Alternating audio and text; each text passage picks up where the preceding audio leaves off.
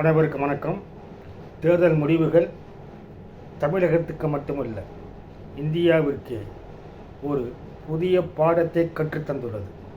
தமிழகத்தில் இதுவரை திமுகவை தோற்கடித்து அதிமுக ஆட்சிக்கு வரும், அதிமுகவை தோற்கடித்து திமுக ஆட்சிக்கு வரும்.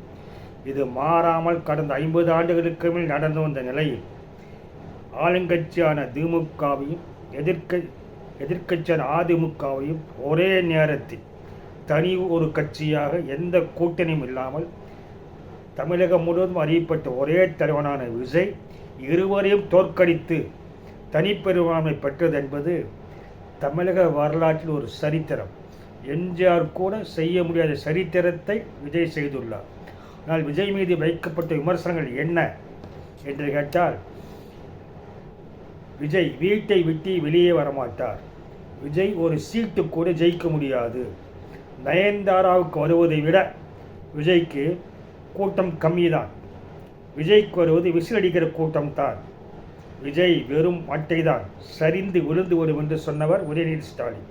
இதை தவிர விஜய் களத்திலேயே இல்லாதவர் என்று கனிமொழி விமர்சனம் செய்தார். டிவிக்கு கூட்டம் ஒரு தற்கரி அணில் கூட்டம் என்றும் சீமானும் கூட்டமெல்லாம் ஓட்டாக மாறாது என்று கமலஹாசன் தனது அனுபவத்தை தான் சொல்லி விமர்சனம் செய்திருந்தார். இப்படிப்பட்ட நிலை நடந்தது என்னவென்றால், திமுக கூட்டணியில் போட்டியிட்டவர்களும் போட்டியிடாதவர்களும் என்று 25 கட்சிகள் இருக்கின்றன. அதிமுக கூட்டணியில் போட்டியிட்டவரும் போட்டியிட ஆதரவு தந்தவரும் 10 கட்சிகள் இருக்கின்றன. எனவே விஜய் என்ற தனிமனிதனாய் தாவேக கட்சி திமுக அதிமுக உட்பட 35 அரசியல் கட்சிகளை தோற்கடித்துள்ளது என்பது ஒரு சரித்திரம். இதை வெளிப்படையாக சொன்னவர் யார் என்றால், தாவேகாவுடன் கூட்டணி வைக்க வேண்டும் என்று துவக்கத்திலிருந்தே பேசி வந்த காங்கிரஸ் கட்சியின் முக்கிய பிரதமரான பெரியவன் சக்கரவர்த்தி தான்.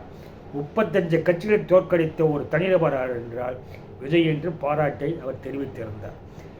அப்படின்னா யார் இந்த ஜோசப் விஜய் என்பது தற்போது இணைவரும் கேட்டு வருகிறார். எப்படி இவருக்கு உள்ள செல்வாக்கு வந்தது, யார் இவர் என்றால், இவருக்கு எந்தவித அரசியல் பின்பலம் என்பது எதுவுமே இல்லை. இவர் 1977ஆம் ஆண்டு ஜூன் 22 இயக்குனர் எஸ்.ஏ. சந்திரசேகரின் மகனாக பிறந்து 1984 வெற்றி திரைப்படம் குழந்தை நட்சத்திரமாக நடித்தவர். அவர் முதல் நடித்த திரைப்படமே வெற்றி குழந்தை நட்சத்திரம். அந்த வெற்றியானது அவருக்கு தொடர்ந்தது. 1992 நாளை திருப்பு படம் மூலமாக கதாநாயகனாக நடிப்பை தொடங்கியவர் தொடர்ந்து அவர் பல்வேறு படங்களில் நடித்து பல வெற்றி படங்களையும் அதே நேரத்தில் அரசியல் தொடர்பான வசனங்களையும் காட்சிகளையும் தனது படங்களில் தொடர்ந்து பயன்படுத்தியதை யாரும் கவனிக்கவில்லை. ஆனால் தொடர்ந்து அதை செய்து கொண்டிருந்தார். 2010க்கு பிறகு அவர் படங்களில் அரசியல் வசனங்கள் தலைப்புகள் பாடல்களில் அரசியல் இடம்பெற்றது. இதனால்தான் அவர் நடித்த படங்களுக்கு பெயராக தலைவா, காவலன், கத்தி, சர்க்கார், மெர்சல் போன்ற படங்கள் ஆண்ட கட்சியும் எதிர்கட்சியும் மிகப்பெரிய நெருக்கடிக்கு உள்ளாக்கின. மெர்சல் படம் மிகப்பெரிய விமர்சனத்தை சந்தித்தது. அதேபோல் தலைவா காவலனும் மிகப்பெரிய பிரச்சனை சந்தித்தது. எப்படி என்றால், திரைப்படங்கள் மூலமாக அவர் ஒரு பக்கம் அரசியலை பூத்தினாலும் 2009 ரசிகர் மன்றத்தை மக்கள் இயக்கமாக மாற்றி மக்களுக்கு நற்ப பணிகளை செய்து வந்தார். தமிழகம் முழுவதும் விஜய ரசிகர் மன்றம் நற்பணி மன்றமாக ஒரு கட்டமைப்பை உருவாக்கினார் விஜய். இது யாரும் கவனிக்கவில்லை என்பதே உண்மை. 2011 தீவிரமாக அரசியல் ஈடுபட்டவர் 2011 பிப்ரவரியில் தமிழக மீனவர்கள் தாக்கப்பட்டதற்கு நாகையில் நடந்த பொதுக்கூட்டத்தில் விஜய் பேசினார்.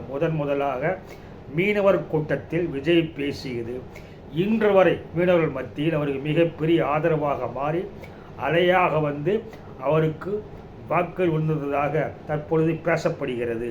அதேபோல் 2011 சட்டப்பேரவை தேர்தலில் ஜெயலலிதாவுக்கு ஆதரவாக இவர் பேசினார். அந்த தேர்தலில் ஜெயலலிதா வெற்றி பெற்ற பொழுது, நான் ராமருக்கு அணிலாக இருந்தது போல ஜெயலலிதா அவர்களுக்கும் அணிலாக இருந்தேன் என்று சொன்ன பிறகுதான் இவர் அணில் என்று திமுகவினர் விமர்சனம் செய்ய துவங்கினார்கள். அதை தவிர திட்டமிட்டு அரசியல் காய் நீட்டதற்கு ஒரு உதாரணம் என்னவென்றால் 2011ஆம் ஆண்டு ஆகஸ்டில் டெல்லியில் காங்கிரஸ் கட்சி ஊழலுக்கு எதிராக அண்ணா ஹசாரே மிகப்பெரிய போராட்டத்தை நடத்தினார். அந்த போராட்டத்திற்கு விஜய் நேரடியாக டெல்லி சென்று அதில் கலந்து கொண்டு அண்ணா ஹசாரேவுக்கு வாழ்த்துக்களையும் பாராட்டுகளையும் தெரிவித்த பொழுது அரசியலை நோக்கி வருகிறார் என்பதை கவனிக்க பலர் தவறிவிட்டார்கள். அது மட்டுமல்ல, 2014ஆம் ஆண்டு பாஜக பிரதமர் வேட்பாளர் நரேந்திர மோடி கோவை விமானத்தில் வந்தபொழுது அங்கு விஜய் அவரை சந்தித்து பேசியது பலருக்கு நினைவு இருக்கலாம். அப்பொழுதும் அது மிகப்பெரிய ஒரு சலசலப்பை ஏற்படுத்தியது.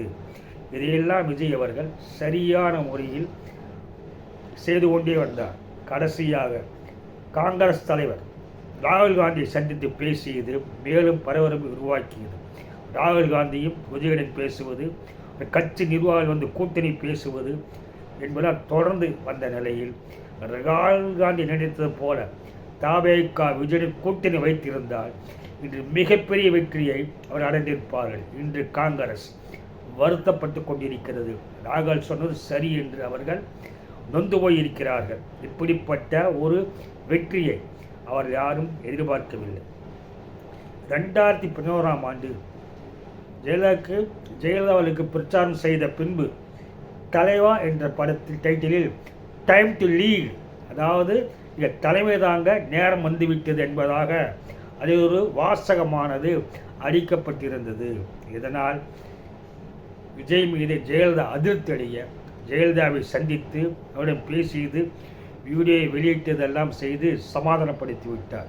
இதன் பிறகுதான் அரசியலில் இன்னும் தீவிரமாக ஈடுபட வேண்டும் என்று விஜய் அரசியலில் காரமான அதிகமாக சேர்க்கப்பட்டது.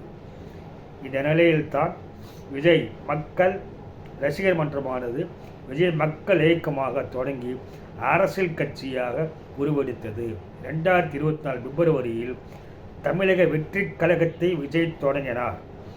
மைனாரிட்டி அரசு அமைக்க முடியும் என்றாலும் கூட 2 ஆண்டுகளில் முதலாக தேர்தலில் போட்டியிட்டு ஒரு பெரும்பான்மையை அவர் பெற்றது என்பது சாதாரண காரியமல்ல. தமிழக அரசியலில் இங்குள்ள ஆளும் கட்சியினர் ஊடக பலம், பத்திரிகையாளர் பலம், பேசுவதற்காக ஆட்கள், யூடியூபர்கள் என்று பல வைத்துக்கொண்டு கட்டமைப்பு செய்ததை உடைத்துவிட்டு திமுகவையே தோற்கடித்து தனிப்பெரும் கட்சியாக உருவானது என்பது சாதாரண விஷயமல்ல. அது மிகப்பெரிய அசாதாரண காரியமாகும்.